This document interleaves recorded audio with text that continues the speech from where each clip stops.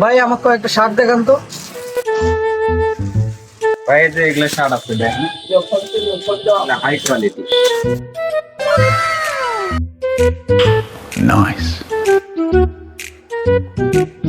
ভাই এটার দাম কত? ভাই এটা নিলে আপনার জন্য একবারে 1000 টাকা রাখা।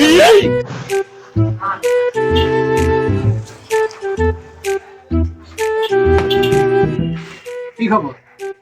কাস্টমার আসছে। আরে বন্ধু, কি খবর?